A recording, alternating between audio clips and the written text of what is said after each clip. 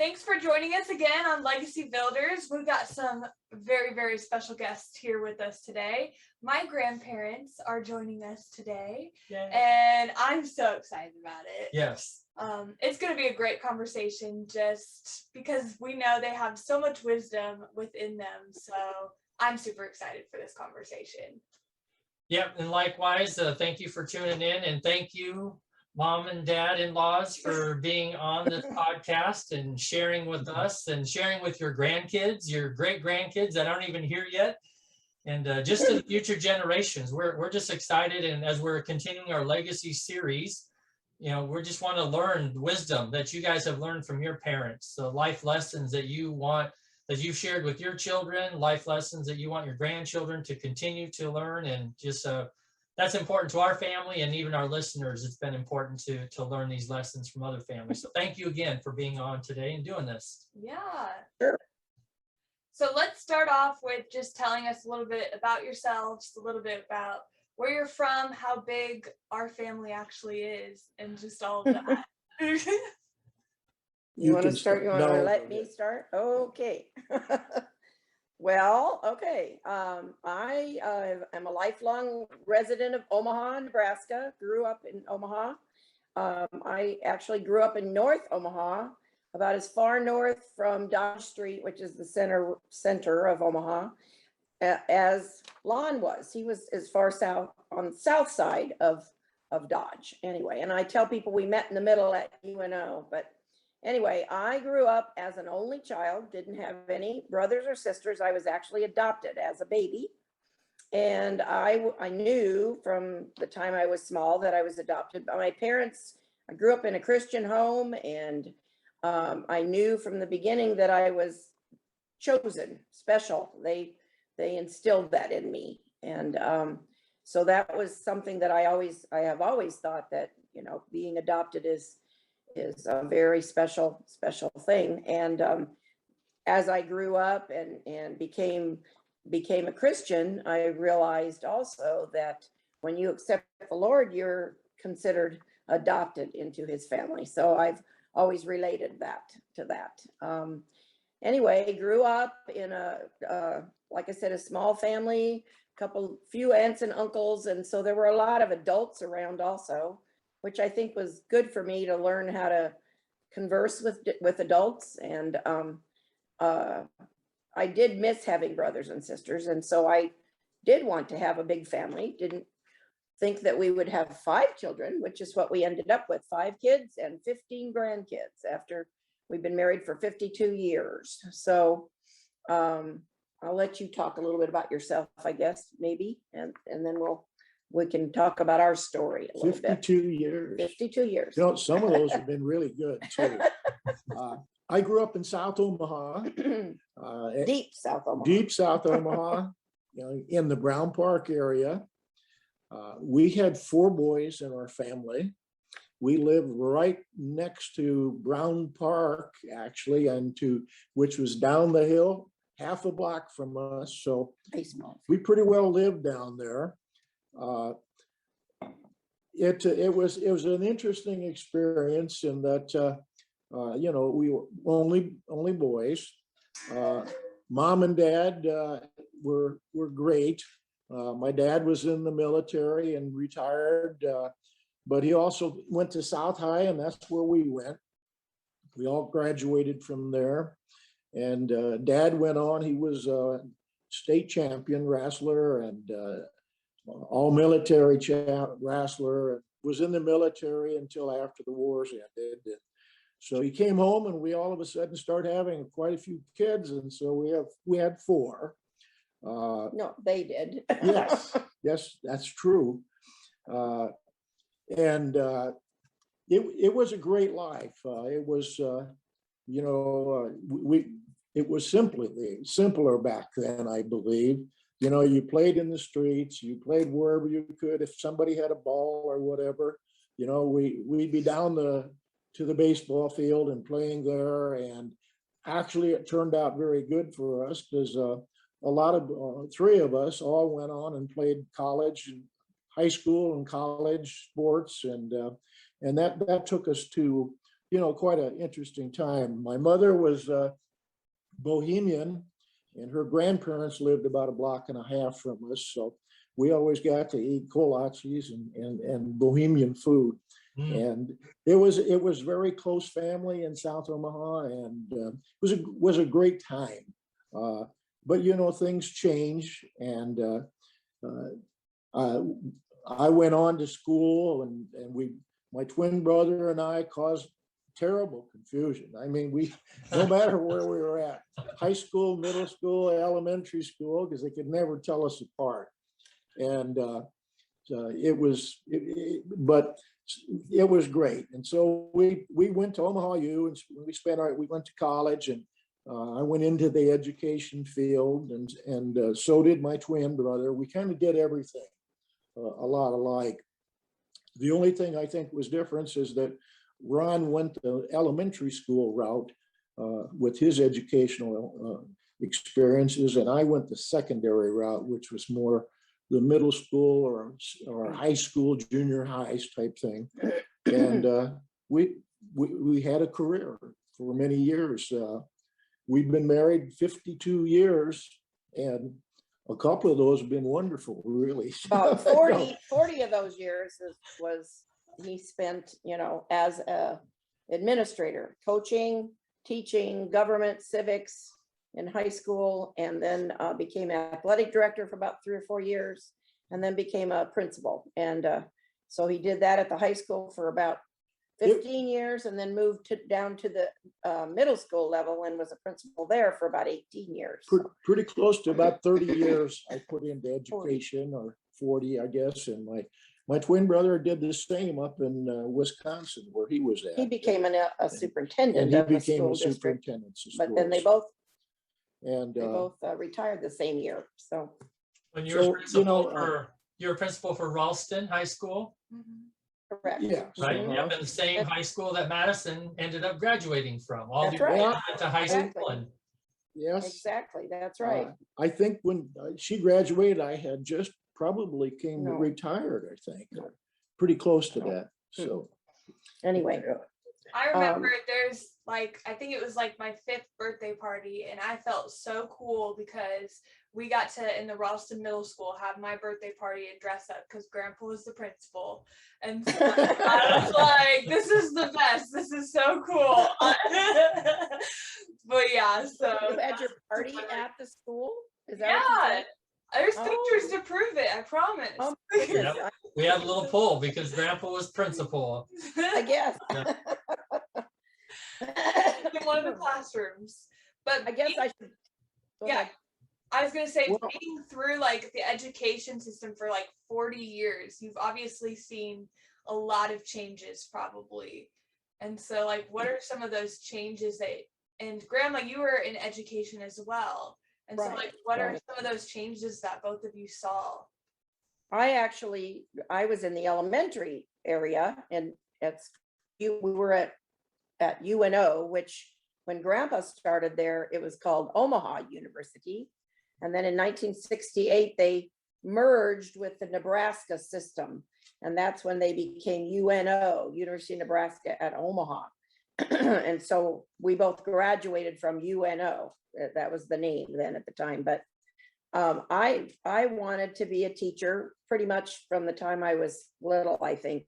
But I also kind of had an interest in the healthcare field, sort of.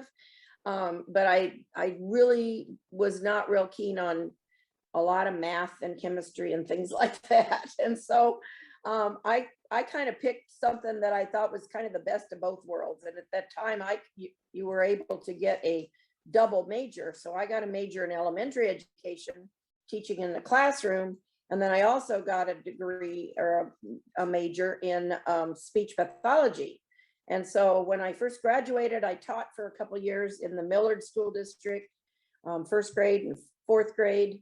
And then we started having children. And so I just stayed home for many years and just substituted everywhere, all over, in lots of different districts in Ralston and all the surrounding, suburban districts and so on, in all different areas. And I didn't really do much with the speech until about 20 years ago, I guess. Grandpa was at the middle school and he really needed some substitute teachers. And I really didn't think I wanted to be involved with middle school age children. But I started subbing there at his building and realized that, you know, they weren't so bad. Some of those middle school kids are, and I used to tell them this, they were kind of like preschoolers in bigger bodies. Because I used to teach preschool too. And so anyway, I got used to that, and then I ended up getting a job as a speech pathologist in the Ralston schools for 1 year. And then I went to work for an organization called the ESU, which is an educational services unit in Nebraska. It's like an educational agency that provides speech paths, OTs, PTs, and school psychs to small districts. And so then I ended up traveling a lot, driving a lot all over the eastern Nebraska to small districts and working there and so on, and really enjoyed working with smaller groups of kids, you know, more individual work with speech, and I really enjoyed that. So I worked at Ashland Greenwood schools for the last 7 years of my career, and then I've been retired now for 7 years there also. So it's been nice. I didn't get to say a little bit about my parents. My mom and dad were very, I think, influential with me as far as learning goes. Maybe my mom and, well, my dad didn't even finish high school, and my mom graduated from high school, but never had the opportunity to go to college. Neither one of them did. And she was really a lifelong learner, and that really impressed me. She would, this is my mother, she would sit down and read at night instead of watching TV or something. She liked to pick up a volume of an encyclopedia, and she would just sit and read and read and read and stuff. She was, I think she probably would have been a great librarian maybe, or an English teacher. She was really enjoyed learning things all the time. And so I think I've taken that skill from her maybe. And my father was actually a professional clown back in the 39, 40s, early 40s, before World War II. And he was actually traveled around with the circuses in America. And so I tell people it was quite an experience growing up with a clown. But he was actually a clown with or without makeup. I mean, his main goal was to always make people laugh and always make people feel comfortable. And that was something he always did. He knew no strangers, which reminds me of Mikey a lot, because he would talk to a telephone pole if it would listen, you know, and he just loved talking to people and you know, making them feel good about themselves. And that's what I remember most about him. So an artist too. And he was he was a professional artist. Yes, he was a commercial artist after he came back home, and then he got drafted when World War II happened. But he was about 7 or 8 years older than my mom, which is quite a big span there. But anyway, and so he was gone in the war for about 4 years. I think he was in the Pacific and over Saipan, and he was a B-29 tail gunner. So that was quite an interesting experience. And I will say too, I just pulled out a bunch of letters that he had written to my mom, and I've kept them all these years and haven't felt like I should open them and read them, but I just started a couple days ago, and I want to try and you know, record them all and do something with them. So that will be something else we can add to our collection of legacy. Cool. Speaking of Jane's parents, are you know, my dad was in the military too, and he flew on the airplanes. He was the littlest guy. He was state champion wrestler and that. So he's the only one that could be in the tail gun that could crawl into the back there. And that's not the best place to be when you're in an airplane, because they always come up and shoot at the back. And that was a B-25, I think. Right. His was. believe it or not, you know, I had so many kids, I had to do so many different jobs. I had landscaping company going at the same time I was a high school principal. And I joined the Army Reserves because that was extra money, but that meant I had to leave about 6 months for basic training when I was athletic director at the high school. So I missed that time and I thought, well, good, but I was still getting a check from it. And then all of a sudden, I was decided, you know, I think I'm going to retire. I was at the middle school and I said, years. I've had, you know, 21 all years. these 20, almost 20 years in the reserves. And so I submitted my letter and on Friday, and I got a call back on Monday from them, and it was just really great news. I said, what's the great? Well, the great news is you're going to still get paid. And I says, well, yeah, I thought so. Don't, if I put 20 years in, don't I get you know, a pay? And it says, oh yeah, but your unit has just been activated. And at that time, I had moved from a medical unit to a prisoner of war camp unit. Military police too. And military police. They said, well, God, if you did high school principal, you would qualify for a head police job, you know. So I was in that unit and I was a major in it, kind of in charge of a lot of things there. All of a sudden, they says, nope, and in 1 week, I had to leave the middle school at the end of pretty much the first semester. And they shipped me off and I spent about 6 months in the Gulf War. Which was not exciting. And we ran the prisoner of war camps. But you know, it quite interesting. It was like running school sometimes. Yeah, we had to have everything organized, whatever. Lunch duty, charging. You know. Oh, but the temperature was well over 110 or 120 pretty much every day. And at night, it would be so freezing that the water you'd have in your water bottle would be an solid ice in the morning when you wake up. And then about 2 hours later, it was bubbling up from the heat because all the ice had melted. So it was a very interesting experience for me there too. And it was an interesting experience at home. Yeah. Will you speak on that for, you know, as a military family, you know, speak to the you know, your grandkids and help us understand what it was like to be here. Your husband's away at war and you're here with 5 kids, right? You know, raising, you know, tell us what was that like? I mean, right. Well, at that time, this was 1991. And so email was not, I don't think email was even really around a whole lot. And so they could only call home maybe every couple weeks if they could get to a phone someplace. And so there was another group of wives that the 4 of us, we called them the Cuatros Amigos. But anyway, so the 4 wives would, depending on who got the phone call, and it could be in the middle of the night, you know, then that wife would pass on the information to the other wives, you know. And when we didn't have all the cable channels that we have now, we basically had, you know, the main local channels, and then CNN, I think, was about it. And so I would leave the TV on, and when it was time, I would sleep on the couch with one eye open, you know, trying to see what was happening over there and what was going on. And one of the things where he landed was this, there was a bombing right a few days right after he got there, and they were called the Dohan or the Daran towers or something, like the Kobar towers were bombed, and we weren't sure if that's where they were staying, or we didn't know. And so I would just leave the TV on all the time, you know, really loud. And then if it was time to go to school to pick up kids, I would run down to the garage, turn the car radio on, you know, and then go to school so I could keep track of what was happening, you know, because we didn't know what was going on.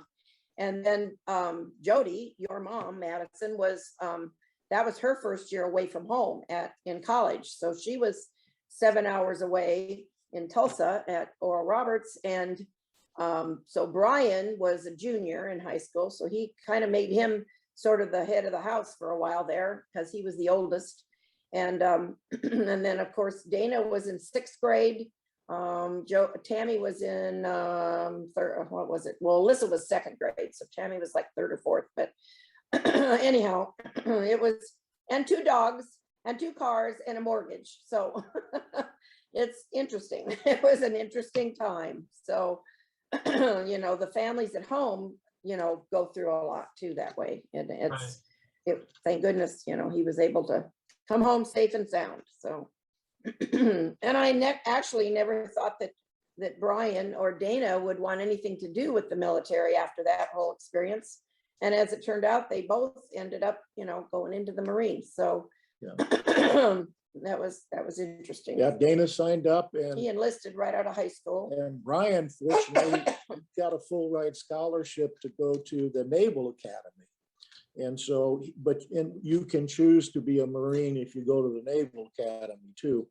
And he wanted to be a pilot and do some things. And so he went there 4 years, and actually he played baseball for him and was outstanding there. Well, and the thing was, well, when Lon was gone, that was his junior year. And that's usually the year that you should be kind of looking at college and trying to decide, you know, what you're going to do.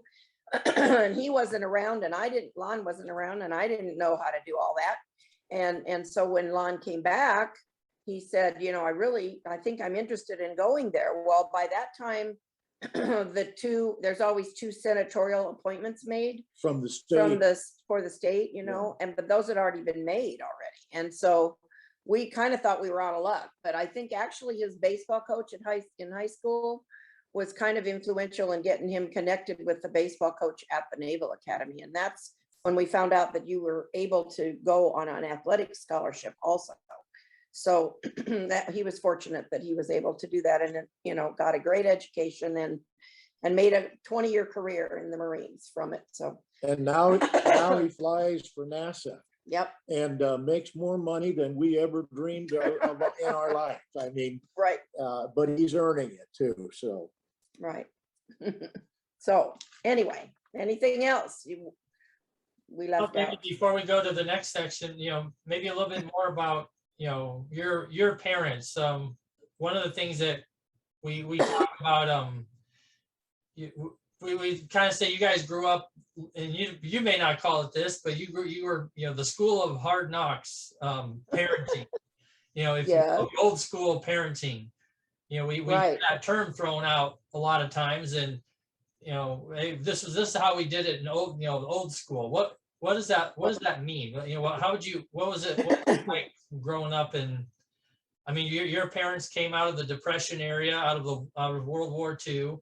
And so there was a different mindset. There's a different, you know, parenting style. What maybe help the younger generation know, because things have evolved a lot. We don't necessarily want to get into that, but we're just wondering what was old school parenting like? Go ahead. You can start. Well, you go ahead. Well, we can kind of relate this also to your question about education too, and how that's kind of changed. But growing up with parents that were coming out of the Depression made a big impact on them, because they never would throw anything away. There's an old expression, and I was trying to think of it last night, about using it up, use it over, don't throw it away, you know, just keep using it until you can't anymore.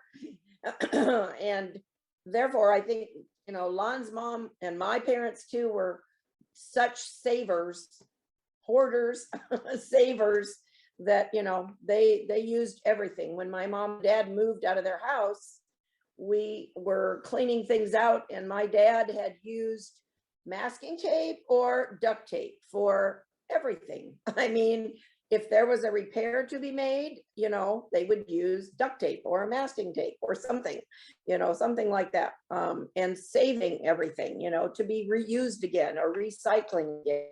You know, recycling had a different meaning back then.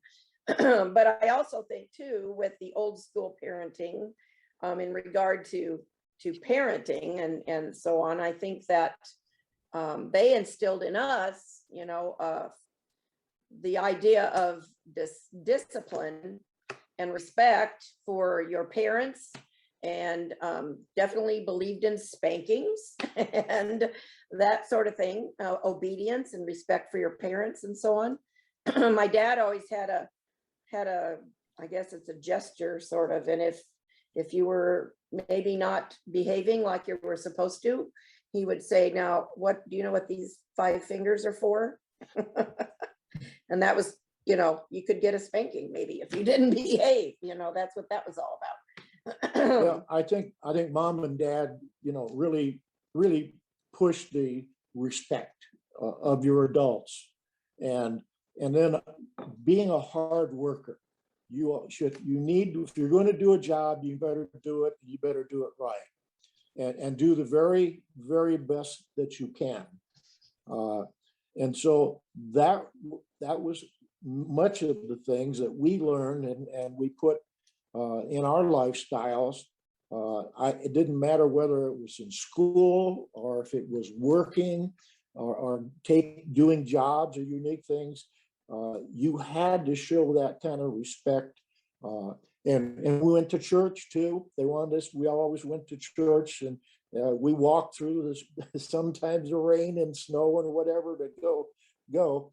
But, and you should always show respect for your country, your flag, your grandparents and your parents. And that is something that we had really embedded in us. And I'm glad that they did that. It taught us a lot of lessons. Speaking of respect, my dad was kind of a jack of all trades. Like I said, he was in the circus, and then he was in the war, and he was a commercial artist. And then later in life, or I guess maybe when I was about in kindergarten, he became a deputy sheriff also in Douglas County. And he did that for a few years, and then became, he was a realtor later on in life too. But one of the things about his law enforcement career that I remember him talking about was that back then they did not use the word cop. That you should not say the word cop. That is not respectful. I don't know what it actually stands for in the first place, but you know, they were supposed to be a law officer, you know, and you always, you know, treated them with respect and yes sir and no sir and that sort of thing. And I just have always remembered that you know, they just did not like people using the word cops, and it's used so easily now. You know, it's too bad, but and some much worse things too. But and I think the whole term falls in showing respect. Right. And they expected that for senior citizens, for little kids, for police. Whatever you did, the police people, you always showed respect for your elders, and you also loved your friends and your family, and had good faith skills that we learned in our churches we were in. You were asking about how things kind of changed in school, and I think it's kind of all related also too to the way things kind of changed in neighborhoods too, because in our neighborhood, you know, you had to be home when the street lights came on, you know, or the porch light was on, or the street light was on. You had to be home by then, you know. And a lot of times in the summer, you know, you'd be gone all day long, maybe come home and have something to eat for lunch and come back again when the street lights were, or when it was time for supper and that sort of thing. Or, you know, the whole neighborhoods would play, or even the grown-ups at our neighborhood, the grown-ups set up we had a vacant lot, and they set up a badminton net in the vacant lot. And so, you know, they would have tournaments just in the neighborhood, just pick up stuff, you know, that sort of thing. And I think, you know, that's changed so much now with neighborhoods. And a lot of times people don't even know their neighbors hardly, or they ever see them. And I also think that kind of has moved into the schools and how that's changed too. When we were going to college and we were both in education, we learned at the time that the NEA, the National Association for Teachers, was considered a professional association. It was not a union. There was another union for teachers that was mainly on the East Coast and had a lot of connections with the AFL-CIO and unions, that sort of thing. But over the years, that association And the whole idea of it being a professional association changed greatly. And now that's just because of some of their beliefs and things like that, that they're really not considered an association anymore. It's a union now. And then I saw that in all those years of teaching, from the very beginning to the last 7 years ago when I was still teaching, I saw a lot of differences in the teachers themselves. You know, before, when I was teaching in those first few years, you know, teachers were professionals like a doctor or a lawyer. And, you know, you put in the work that needed to be done, even if you stayed at school till 6 o'clock at night, you know. But then later, towards the end of my career, when I was seeing a lot of these younger teachers coming in, they just looked at it as a 9-to-5 job, just kind of like an hourly job, 9 to 5, and they were out of there by, you know, a minute before 4 o'clock. If they could leave, they would be gone, you know. And it's just, that's not the same really when you're working with kids. And, you know, it's kind of a career. I mean, and that's one of the reasons I think that I became a teacher, was because of my teachers, the teachers that I had, that instilled in me that whole idea of, you know, professional learning and so on. And nowadays, I think a lot of parents just look at the teachers as babysitters, you know. And so teachers have changed, parents have changed, and students have changed. Students don't have the respect like they should for their teachers. Well, I think the big thing too is the technology has taken over the world, and now you can't see kids carrying books to go to school anymore. They're all carrying Their phones, or there are other things, the instruments that can do everything in the world. And these kids come home and even in the school, they can't even allow them in the classrooms, because these kids are so tied in with this. They have to look at it immediately. If something goes beeps on it or whatever, I mean, they're sneaking it in and out, and it's like, it's worse than anything than a telephone, you know. Yeah, they're so lost in that, and they come home and they don't talk to anybody because they get on the computer and or whatever and play games and do stuff like that. So it's not like going out and playing with the gang, you know, playing and get a make-up baseball game or a football game or something, you know, where you can compete. And so the interaction among families is really fractured, difficult today, and fractured. And the same with kids. It's very hard for them to interact with each other anymore. And so you get a lot of individuals. And sometimes when you have individuals that, you know, they're all going their own way, and you can't teach them, you can't coach them. It's just a different society, and we're going to have to think about that and see if we can change that to bring it back. So what advice would you give to, you know, these, you know, your grandkids, your great grandkids, the you know, the next generation, those listening, you know, seeing this evolution and everything? If there was one lesson or one piece of advice out of all of that, what would you say? Well, I think sometimes if they came home, I would say, you know, you might take all of the electronics and put it away, unless it's only for use of education when they're Studies, doing their whatever education on the homework and things like that. But otherwise, you can't have a family dinner where you can interact and find out what happened for the day and what's on your mind and where you're doing and that kind of thing. Can't have a conversation that way. It's very difficult, and I see very disjointed families as a result of that. The kids are just all going a different direction, and all they care about is the next better phone or the better computer deal that they can get. And I think also that's another kind of tradition that's kind of gone by the wayside. I think having a family meal together is very unusual. Sitting down together at least once a day is really important, I think, for everybody to be able, without phones, without devices, that sort of thing. That it's too bad that is one rule that we have at our house, is we don't bring the phones to the dinner table. Exactly, right. I did hear someone say one time that if you were out at a restaurant, that everybody was supposed to put their phones in the middle of the table, and whoever reaches for the phone first has to pay for the meal. That might get That might somebody's work. attention. Yeah.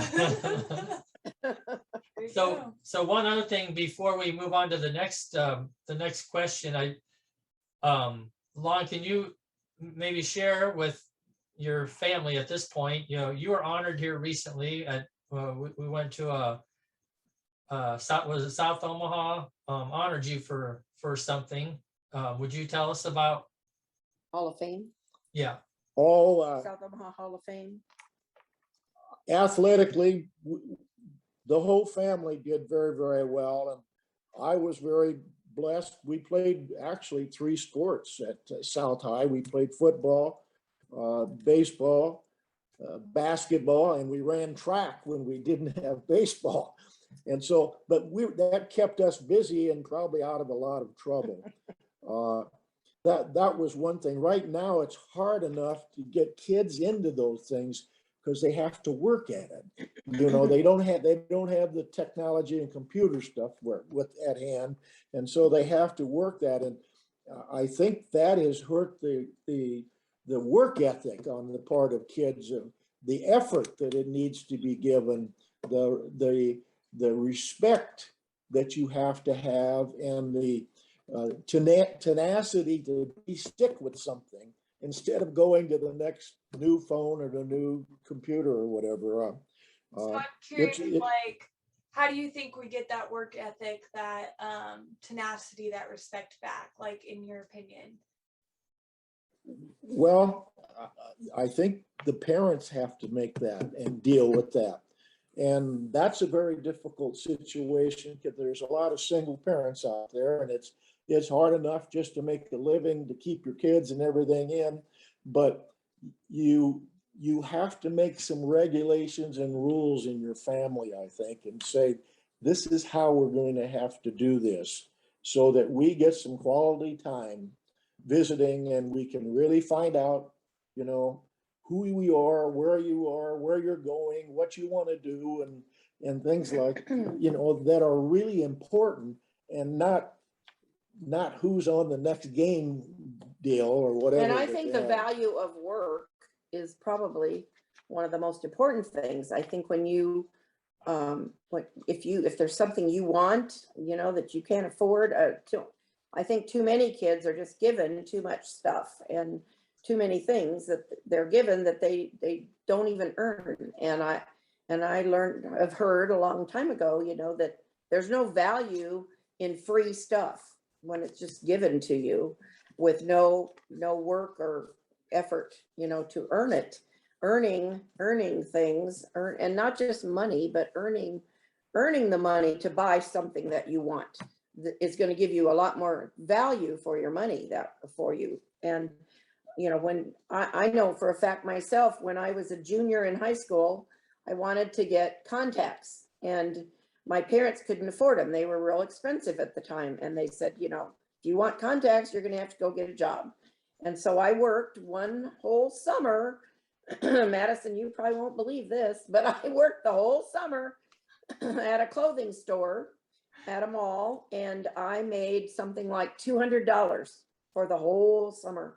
And the contacts cost $150. And so I had about $50 left to buy something for school or a purse or whatever. I don't know. I think I bought a wallet and then I didn't have any money to put in it or something, but anyhow, but those contacts, I mean, I had friends who had contacts just given to them, you know, that they didn't earn, and they were losing them all the time. And they, you know, had to constantly go back and get more. But I hung on to those contacts because I had worked my bones, you know, to the fingers, to the bone, you know, all summer. And, you know, that made it more valuable when you have something to show for it, you know. Yeah. And I think that's really, really important. And nowadays, you know, there's so many kids that are not interested in even going out to get a job, you know, or or working or at all. And so the values, like the values of like what you're talking about, of respect and discipline and the value of work, how did you implement these in like in your right on. I mean, love, respect for elders, respect for everybody, for well, then kids. how did we implement that though? Care for others. I think some of that will come. You have to have faith in God, and I think your church, you know, a lot of people don't go to church anymore. They don't follow up with that stuff. Well, all of our kids had jobs. I mean, every chance they could get, they had jobs. And I think I can't remember, Alyssa, I believe, got a job because the grocery stores would they would hire you if you were like 14 or 15 or something. A lot of jobs you had to be older. But anyway, she just mentioned to us the other day that and I had forgotten about this, she worked at the grocery store and paid for, I think she said it was Brad Made's car. She had a Beretta, a gold Beretta. Oh, that's right. And I had totally forgotten about that. And she said it was $1,100 and she paid for it all herself from the work, the money she earned from her job that summer, you know. And so they appreciate that and understand the value of working, I believe, because of that. And everybody, I think everybody in the family worked somewhere along the way, you know, detasseling. Brian worked for the one guy in town that had a whole bunch of rental property. And so he would work in the summer cutting grass and so on, you know, for him. And my twin brother and I we would play in a football game for South High School on Friday nights. And at 6 o'clock in the morning, the two Loftus brothers, our football players that we knew, would show up on Saturday morning at 6 o'clock in the morning. Big guys, big football We players. would work all day Saturday and all day Sunday, putting in rock walls, pouring concrete, painting houses, doing whatever it took. And we only made $1 an hour or so, but it taught us what hard work really was. And I think today our kids don't understand what work is. And, you know, we can't even get them to cut the grass or to shovel the snow and stuff. And they need to understand that's part of your job, is to teach kids the value of work. And being part of a family. And being, yes, that kind of keeps a family a little more together too, that way, instead of being on your computer or your phone and oblivious to what is happening in your home. We've gone way far to the left, I guess. To the wrong way. We need to go back with some better parenting skills too. Mm-hmm.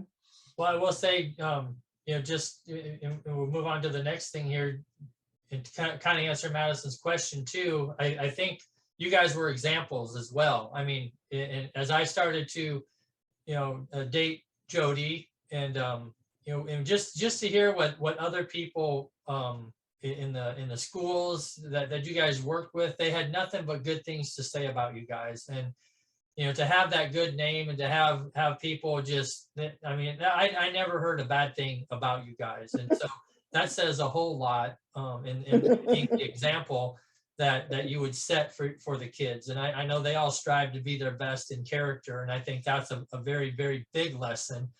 And then, you know, to show that you were honored with the, you know, the Hall of Fame, the Sports Hall of Fame at South High School. I mean, you just don't get to that recognition by showing up once in a while. I mean, it takes work, it takes effort, and it's very obvious that your examples of hard work and doing whatever it takes has really showed. I recognized it. I see that in your kids, and it's just something I wanted to make sure to make sure you guys were honored and for that. I will say too, because he probably won't toot his own horn, but in college he was in a fraternity, and he didn't join until he was like a sophomore, which is kind of unusual. But when he was a junior, after only being there for a year, they made him the treasurer, and then he was the president of the fraternity in high school, or I mean, as a senior. And then at the same time, he was playing baseball and traveling on baseball trips and so on. but anyway, he was honored by the fraternity nationally as the outstanding undergraduate nationally for his fraternity, and that had to do with his athletic achievements and his grades and his activities and involvement with the fraternity too. So, you know, that was something that was a great honor for him to be able to be accepted, you know, with that honor and that award. So, well, we hopefully try to teach our kids love, but also disciplining. They have to discipline themselves to do the right things, and you've got to set those examples for your kids.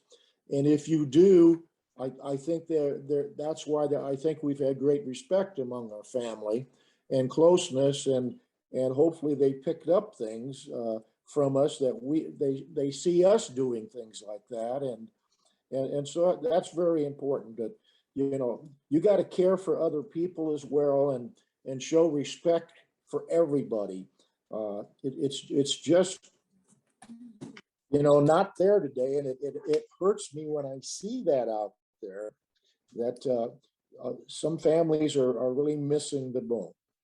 and I know you had asked before in the beginning about what the word legacy means to you, and I think some of these values and beliefs and things that we're talking about, to us, I guess that's kind of how we feel that, you know, that's kind of our legacy.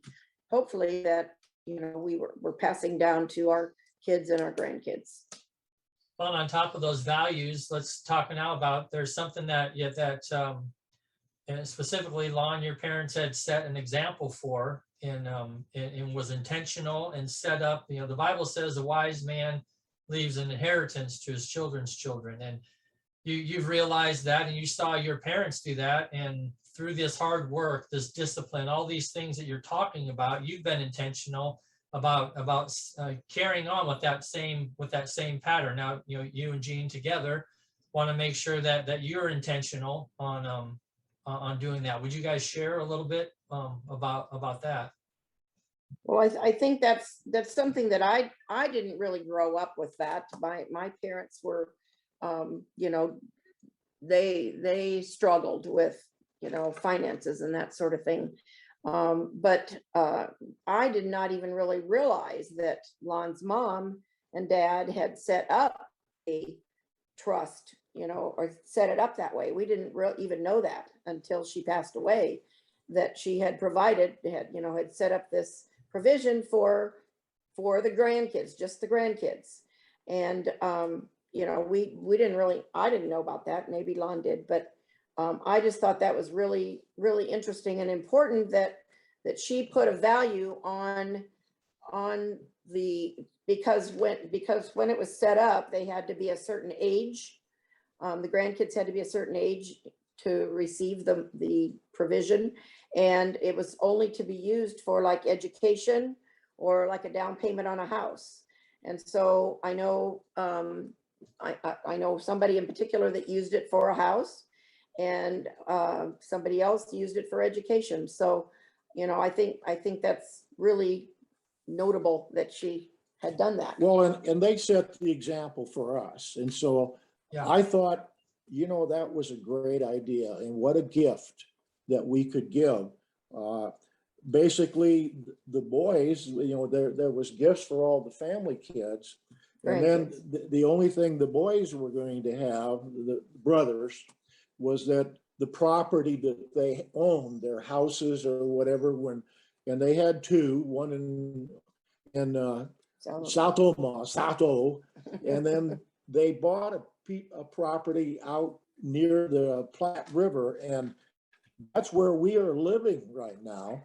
And when they passed away, those two properties, when they were to be sold, that was then to be divided among the boys, the four kids that they had. And so that's what they did. Now, I was kind of the caretaker of their property out here, which was and in South Omaha. And in South Omaha, as they got older and Dad passed, and I would come out and cut the grass, and there's about 2 acres out here and stuff.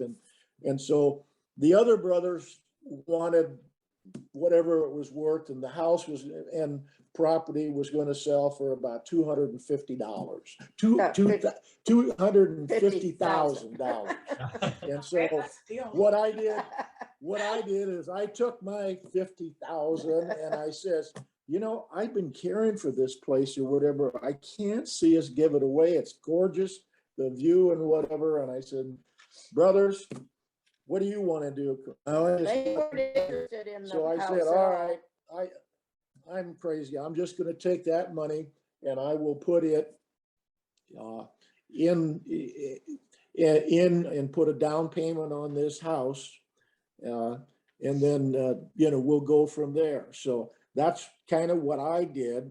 And that became our retirement home and- because it's a and ranch it's- and we don't have all the stairs we had at the other house. And you know, you know, we've been married now too, 52 years, almost going on Yep. more. I hope that's correct.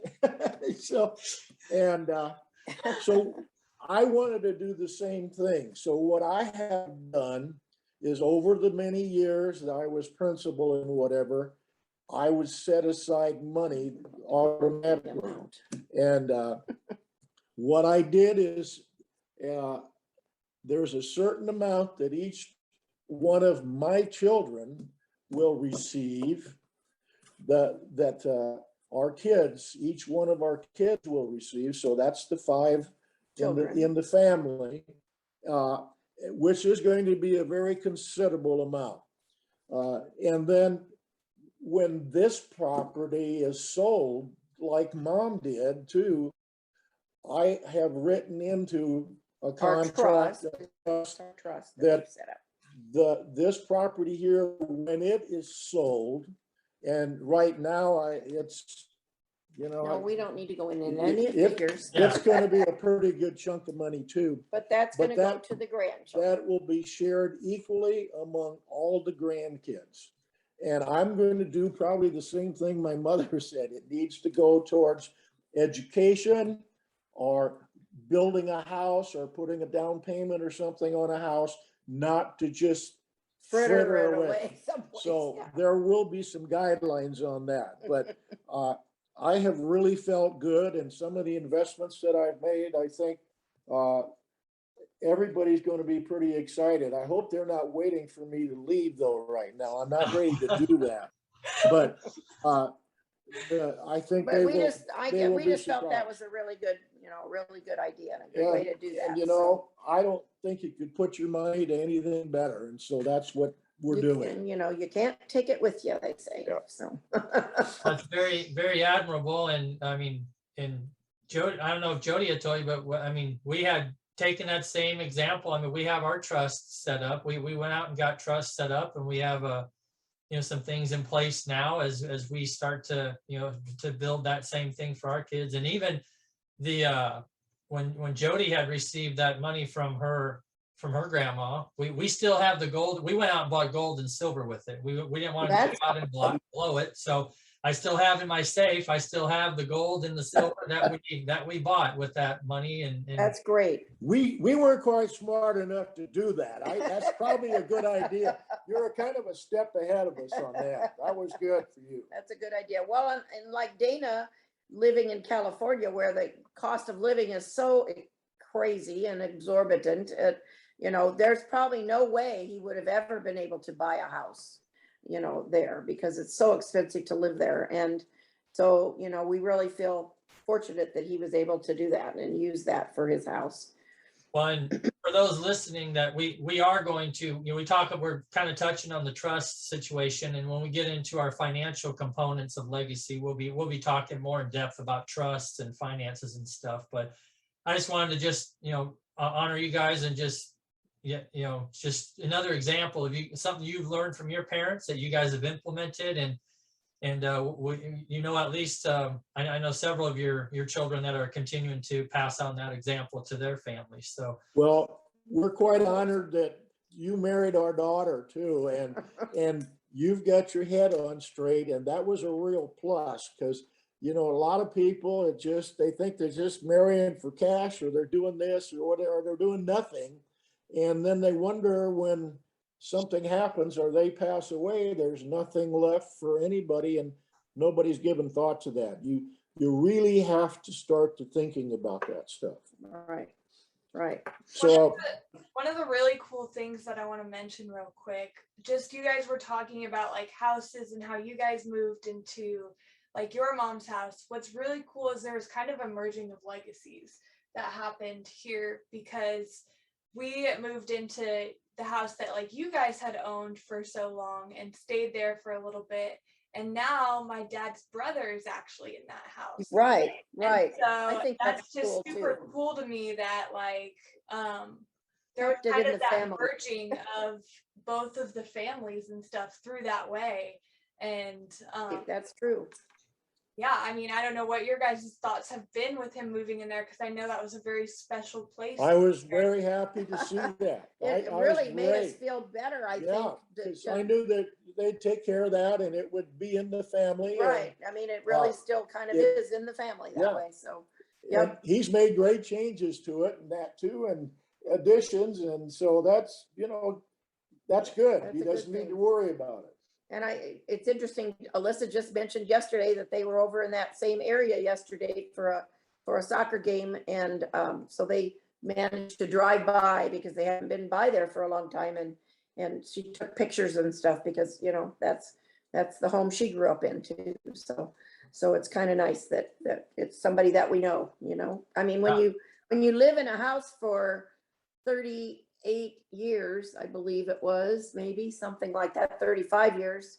And we built that house too from the beginning. So, and in fact, that's kind of another situation that we kind of learned from Lon's parents. His dad actually bought the property out here before we bought the property in Ralston.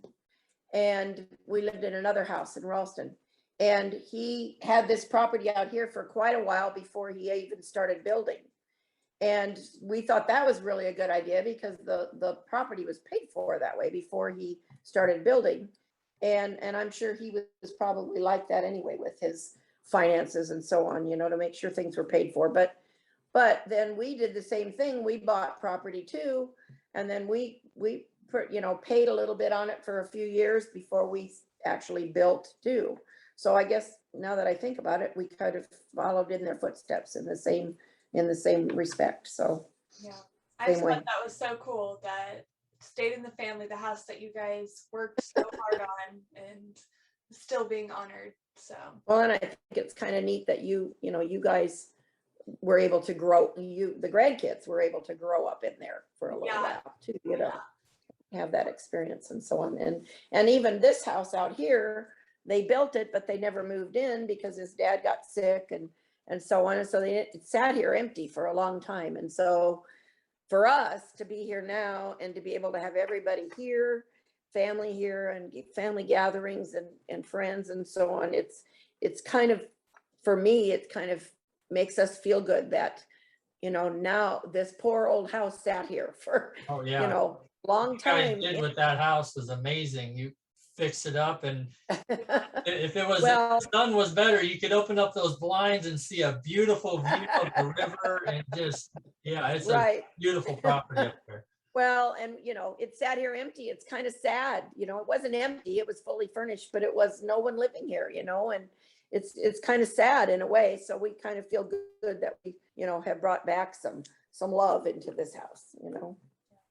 Well, so we are nearing the end of our session here, and so we always ask one final question of our guests. So, what's either the greatest lesson that you guys have learned, you know, each one of you, or what kind of lesson advice would you want to give to this next generation? If you kind of conclude our session with that. Well, you want to go? Well, I had written down a couple things, and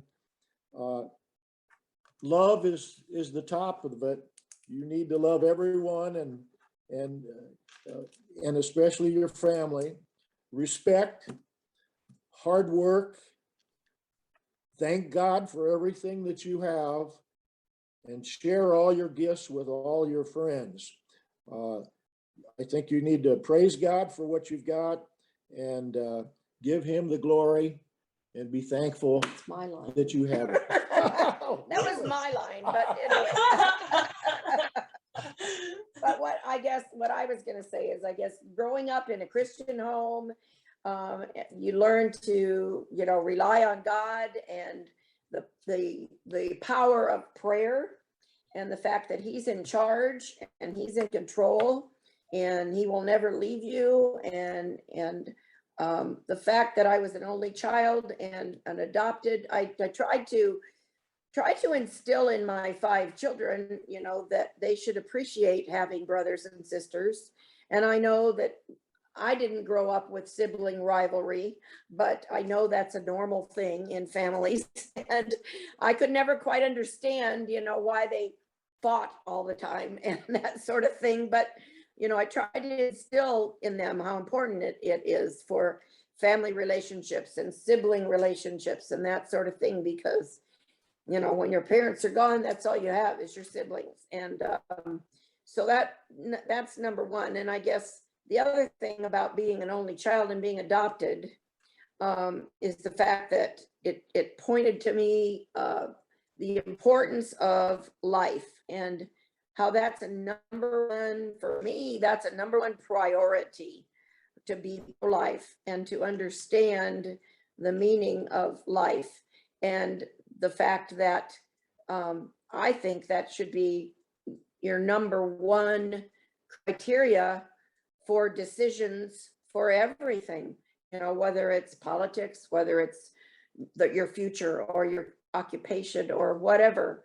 I believe that is the number one priority. And I am so grateful and thankful that, that my birth mother, my biological mother, chose life for me, because she could have done something different.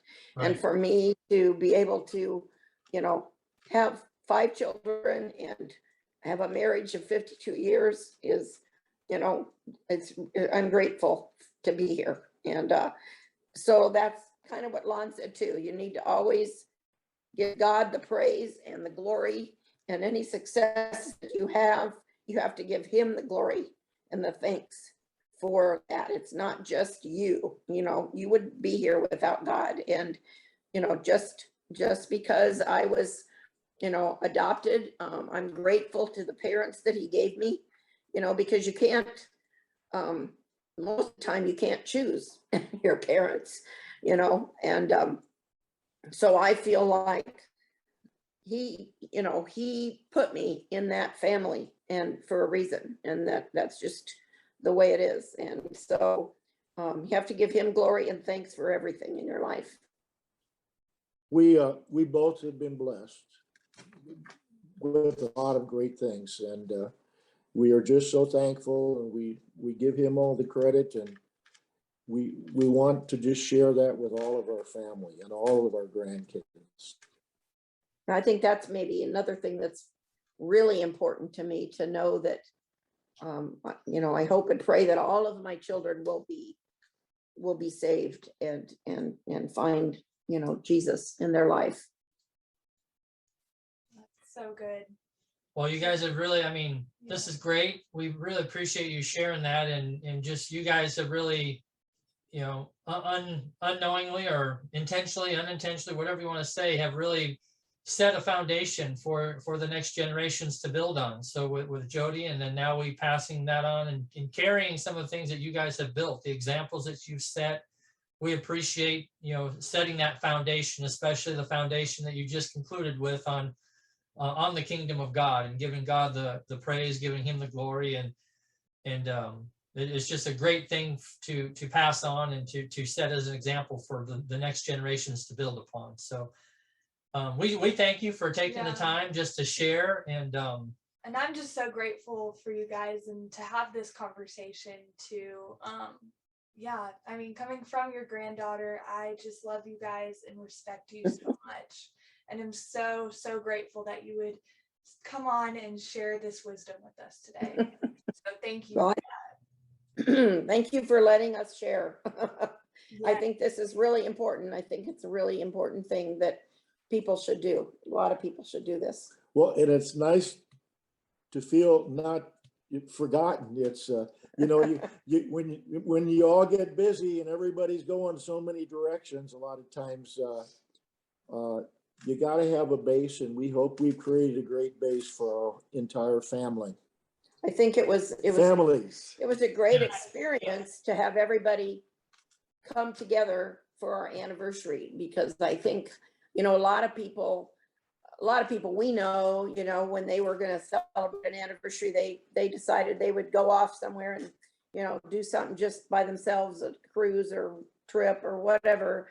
And we didn't really want to do that. I guess we've always felt like that's the reason we send out so many Christmas cards every year, because that's our connection with people that we love, and friends and family and everything. And sometimes we only hear from those people at Christmas time. And but having everybody come together for the anniversary party, we just wanted to share with everybody, and rather than go off and do something by ourselves, that was more important to us, to be able to have everybody together and share and get to know each other and be together. Yeah, that was a lot of fun, and it was fun just to have Madison. I mean, our cousins are scattered throughout from the East Coast to the West Coast, and just to have an opportunity for all the cousins to see each other and connect was awesome. Yeah.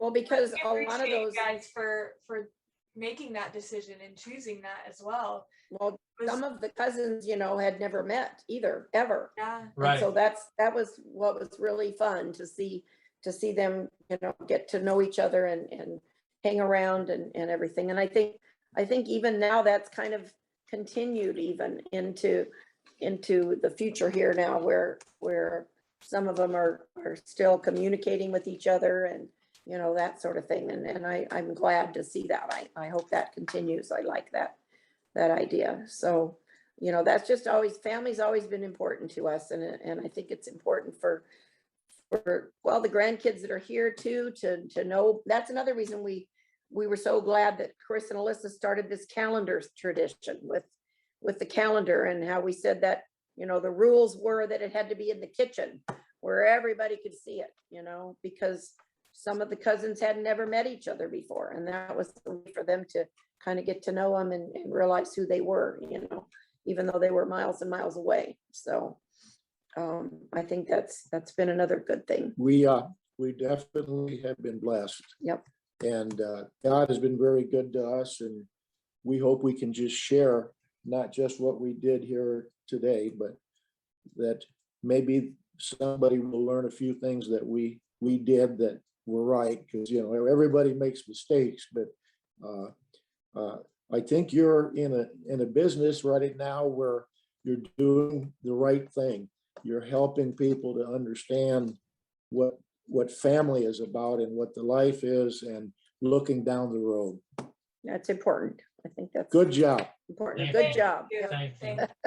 Well, I think, you just summed it up. We hope the listeners have been encouraged and kind of learned some of the traditions and things that they could do to keep that family together and to focus on the next generation. So thank you again for joining us and sharing your wisdom and stuff with us. Yeah. Okay. That's good. Thank you so much. We'll see you next time on Legacy Builders Podcast. Thanks so much for joining us today on the Legacy Builders Podcast. We would love to hear from all of you. Go tag us on Facebook and Instagram and let us know what the biggest takeaway from today's episode was.